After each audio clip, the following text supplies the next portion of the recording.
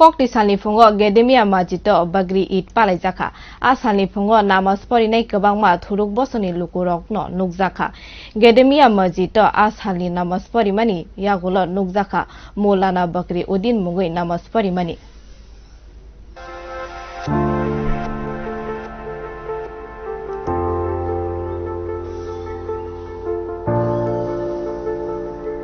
Koktisal hakotorugui Bakri Eid palaijago o Eid ni te kaisa mung wngkha kwbangma Eid eba Eid al-Adha Eid al-Fitr te Eid al-Adha o dalni Eid no thurwk bosongni lukorog beshi palaitanglayo thurwk bosongni lukorog ni terni bisingo o dalni Eid no jotoni saikotor hini saka Maulana o dalni Eid tal kasamani jora no ungo hini saka tal kasamani jora paikheno hakotoni kwbangma thurwk bosongni lukorog Eid palainani bagui khatong khaja onglai phailayo hakotorno rubino khabaino palaijago boroni o Eid ter o Eid no kwbangma Eid hinibo tero alani yaphabo baithangno bedogui remani raida tongo thurwk bosongni lukorogni bisingo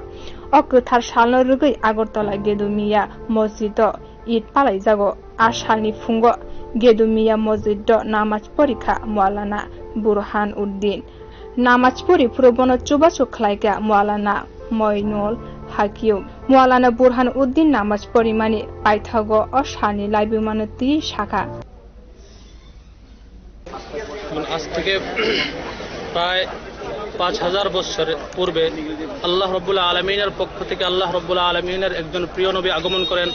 যার নাম ছিলেন হযরত ইব্রাহিম আলাইহিস সালাম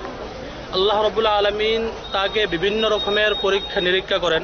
তার মধ্যে অন্যতম একটি পরীক্ষা ছিল যে আল্লাহ রাব্বুল আলামিন তাকে একটি পুত্র সন্তান দিয়েছিলেন এবং